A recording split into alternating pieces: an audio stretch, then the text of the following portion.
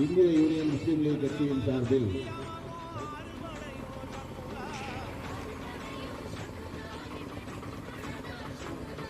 சென்னை செல்லக்கூடிய தாம்பரம் ரயில் நவனசமுத்திரம் கடையம் பகுதியிலே ரயில் நிலையங்களிலே நின்று செல்ல வேண்டும் என்றும், ஈரோடு செல்லக்கூடிய ரயில் ரவணசமுத்திரத்திலே நின்று செல்ல வேண்டும் என்றும்,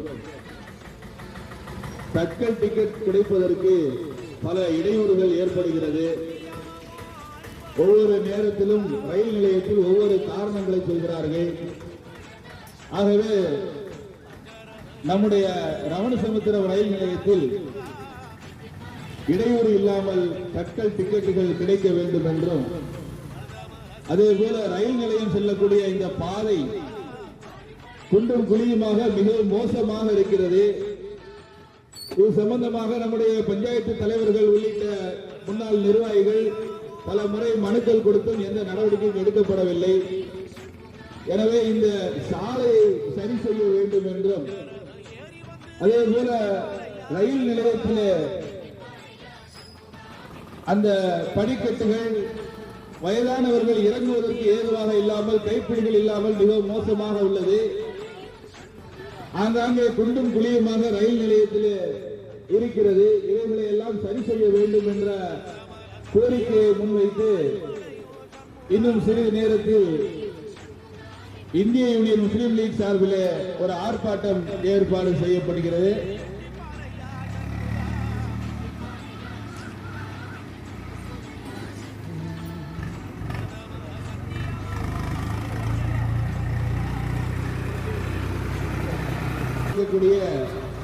அனைத்து சகோதரர்களும், அனைத்து சமுதாய சகோதரர்களும் நம்முடைய ரவணசமுத்திரம் ரயில் நிலையத்திற்கு நம்முடைய கண்டனத்தை தெரிவிக்கும் விதமாக இந்த ஆர்ப்பாட்டத்தை துவங்க இருக்கிறோம் இன்னும் சில நேரங்களில்.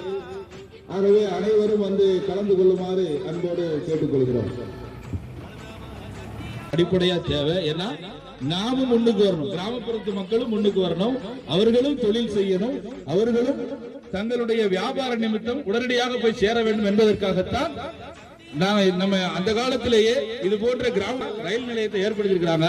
ஆனா இன்றைக்கு இருக்கக்கூடிய அதிகாரிகள் அதை குறைத்து, இது நீங்க ரயில் நிறுத்தங்களை குறைப்பதும் ரயில் நிலையத்தை இல்லாமலாக்க ரெண்டு ஒண்ணுதான்.